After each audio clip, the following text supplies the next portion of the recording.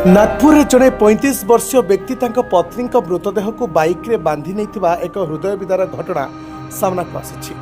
एक द्रुतगामी ट्रक तांको पत्नी को चापी देथिबा परे से साहाय्य पई चित्कार करथिले, किंतु रास्ता घाट रे थिबा केही तांको साहाय्य करि नथिले। ए घटना रे एक विचलित करुथबा वीडियो सोशल मीडिया रे वायरल होछि, जेउथिरे अमित यादव नामक जड़े व्यक्ति नागपुर जबलपुर जातीय राजपथ रे तांको पत्नी मृतदेह को बाइक रे बोही नेउथबार देखा जायछि। पुलिस परे ए बाइक को अटकाई ए वीडियो रेकर्ड करथिबा जଣା पड़िछि।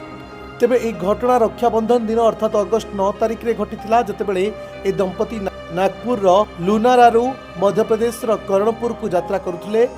मोरोफाटा निकट रे एक द्रुतगामी ट्रक समान को धक्का देइतिला, जहां परे अमित को पत्नी यारसी रास्ता रे पड़ी जाइतिले। ट्रकटी अटकी न रही तांकु चापी देई घटनास्थल फेरार हो जाइतिला। अमित रास्ता घाट रे थिबा लोकंकु ठारू सहाय्य मागिथिले, किंतु केही तांकु सहायता करनथिले बोली अधिकारी माने कहिसंती। कोनोसी सहाय्य न पाइबारु अमित तांको पत्नी मृतदेह को बाइक रे बांधी मध्य प्रदेश रे थिबा निज गाँ को नेबाकु चेष्टा करथिले।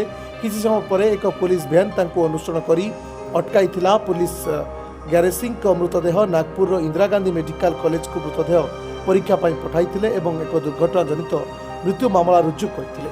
अधिकारी कहवा अनुसार मृतदेह परीक्षा रिपोर्ट पाइबा परे सेमाने परवर्ती कार्यानुष्ठान ग्रहण करिवे। Report Dinalipi live. Dinalipi live को एबे ही लाइक शेयर सब्सक्राइब करंतु।